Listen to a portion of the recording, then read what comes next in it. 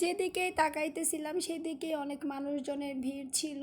ঈদের ছুটিতে মানুষজন তাদের প্রিয়জনকে সাথে করে নিয়ে বাহিরে বের হয়ে গিয়েছে তাদের ঈদের ছুটিটাকে আনন্দ উপভোগ করার জন্যে, তাদের ভালো সময় পার করার জন্যে। তারা যেখানে খোলা জায়গা পাইতেছে সেখানে তাদের ভালো টাইম স্পেন্ড করতেছে একসাথে থেকে। আমরাও তার ব্যতিক্রম না, আমরা একটু চলে এসেছি একটু নিরিবিলি পরিবেশে।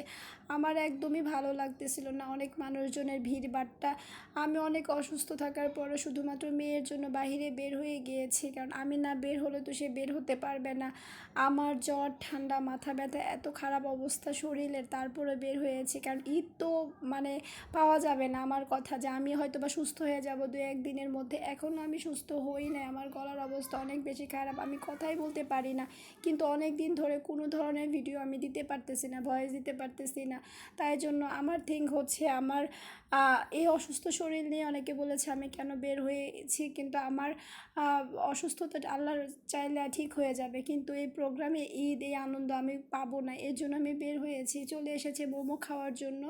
এখানকার মোমোটা অনেক বেশি মজা, এর আগেও আমি ট্রাই করেছি। আর এখানকার ফুচকাটা অনেক বেশি মজা, কিন্তু ফুচকাটা আমার ট্রাই করা হয় নাই। আমার কথা বলতে এত বেশি কষ্ট হয় বলার মতো না, কেন যে এরকম হলো হঠাৎ করে। এত বেশি ঠান্ডা আমি খেয়েছি, আমার আইসক্রিম ঠান্ডা দেখলে আমার জ্ঞান থাকে না, এরকম একটা অবস্থা। গরমের মধ্যে আমার অনেক ঘোরাঘুরি হয়েছে, তাই জন্য হয়তো অনেকে বলেছে আমার গরম আটকে গিয়ে এই প্রবলেমটা হয়ে গিয়েছে।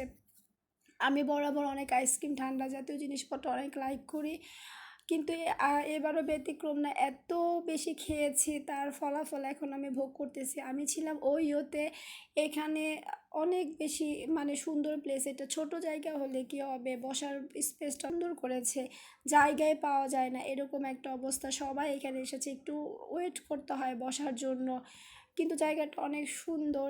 এটা ছিল আমাদের ঈদের দ্বিতীয় দিনের ঘোরাঘুরি, আরও অনেক কিছুই করেছি, সবটা আসলে ভিডিও করা হয়ে ওঠে না শরীর খারাপের জন্য। আমি একদমই টোটালি ভিডিও এগুলো থেকে দূরে ছিলাম। তো সবাই ভালো থাকবেন, আল্লাহ হাফেজ।